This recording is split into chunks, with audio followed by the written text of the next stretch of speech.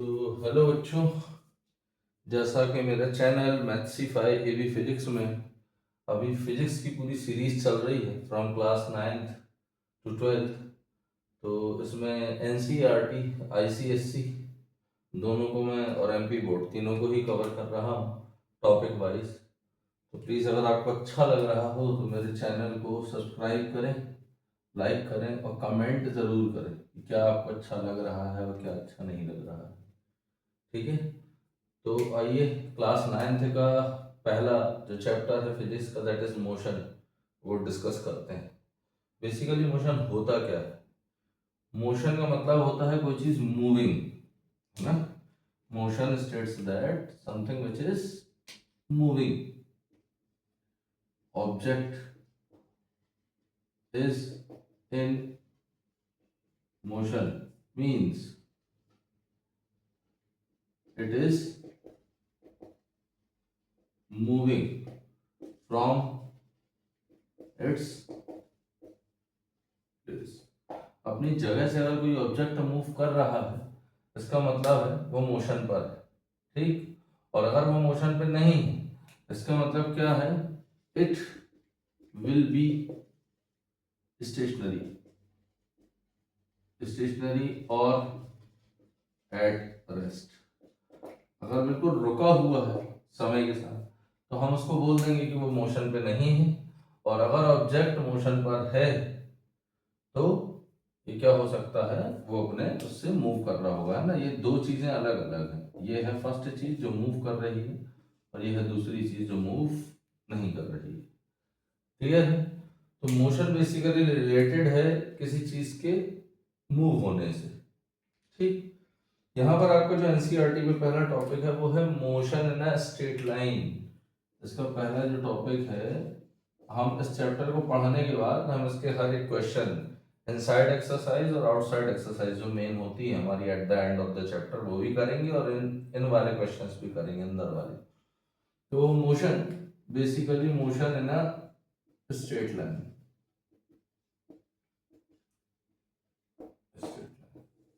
तो straight line का motion वो होता है ट्रांसलेशन मोशन, और we can say rectilinear motion.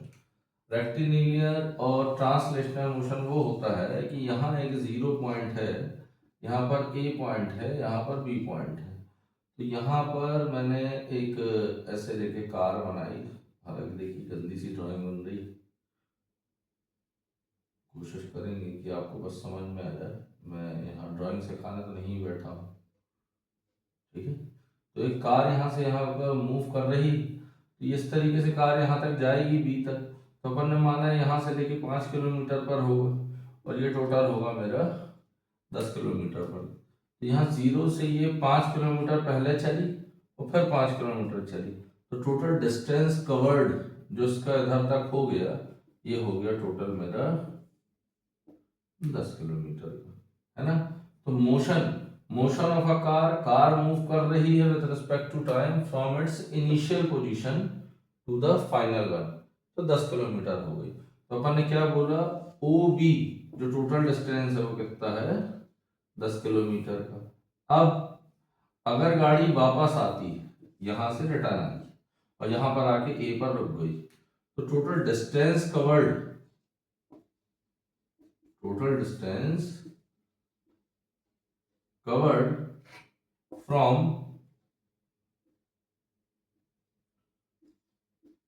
O to B and from B to A कितना चला? तो O से B जाने के लिए कितना चला? 10 किलोमीटर। और B से A आने के लिए वापस 5 किलोमीटर। तो टोटल डिस्टेंस कितना हो गया? अभी ओ ए, ओ से ए, लेकिन ओ से ए कैसा गया? ओ से बी गया, फिर बी से ए आया। तो ओ से बी जाने पे 10 और बी से ए आने पर 5, तो टोटल कितने किलोमीटर चल गया ये? 15 किलोमीटर। समझ गए? तो डिस्टेंस जो होता है basically, distance, it is a distance covered, distance covered. तो स्ट्रेट लाइन का ही मोशन है एक लाइन पे। तो स्ट्रेट लाइन के मोशन को अपन क्या बोलते हैं? When object is moving in a line, ठीक है, बिना किसी मोड़े और इधर उधर टर्न लेने के सीधे सीधे लाइन पे चले तो motion in a straight line. Example आपके सामने तो टोटल 15, तो बेसिकली हम किसकी बात कर रहे थे, डिस्टेंस की। तो डिस्टेंस एक्चुअल में होता क्या है, actual path covered by an object is called distance. Actual path covered by an object is called distance. दूसरी चीज, डिस्टेंस जो होता है वो याद रखना हमेशा कौन होता है, distance. Distance is the scalar quantity. Distance is a scalar quantity. आपको ये क्वांटिटीज क्या होती हैं, इनका मेजरमेंट क्या होता है, इसके लिए क्लास 11th का मैंने एक वीडियो डाल रखा है जिस पे लिखा है मैंने यूनिट्स एंड मेजरमेंट। उस वीडियो को जाके देखिएगा, बहुत कुछ आपको इससे समझ में आएगा, ठीक है। अपन को इसके लिए मेरा वाला वीडियो है ये क्लास 11th का, यूनिट्स एंड मेजरमेंट, वहां से आप देखना टोटल, तो आपको ज्यादा समझ में आने लगेगा ये सब चीजें कि मैं बता क्या रहा हूँ। तो basically it is a scalar quantity. Scalar quantity में क्या होता है, केवल मैग्नीट्यूड, समझिए, नो डायरेक्शन, डायरेक्शन नहीं होती है, केवल मैग्नीट्यूड होता है। तो हमारा डिस्टेंस क्या हो गया, एक्चुअल पाथ। तो इसका डायरेक्शन देखो कितना बचा, मैंने क्या लिखा था, ओ ए। ओ ए तो मात्र 5 किलोमीटर, लेकिन मैं लिख कितना हूं, ओ ए को कितना लिख रहा हूं, 15, क्योंकि वो केवल ओ ए नहीं चला, वो गया पहले ओ बी, उसके बाद बी से ए पर आया, तो ये हो गया 5। तो 10 और 5 15 किलोमीटर। अगर मैं इसी चीज को डिस्प्लेसमेंट ले रहा होता है ना, इस डिस्टेंस की जगह में डिस्प्लेसमेंट लिख रहा होता, तो डिस्प्लेसमेंट मेरा एक्चुअल में कितनी दूरी पर, बस शॉर्टेस्ट पाथ, इससे शॉर्टेस्ट पाथ कितनी है, ओ ए, तो वो कितनी होती, 5। लेकिन अभी यहां से जाकर यहां आया तो एक्चुअल कितना चला, गया और फिर लौटा, तो एक्चुअल चलने वाले को हम क्या बोलते हैं, distance. It is the scalar one. Done. अब अगर इसी का दूसरा पार्ट देखें तो टोटल डिस्प्लेसमेंट कवर्ड कितना है, टोटल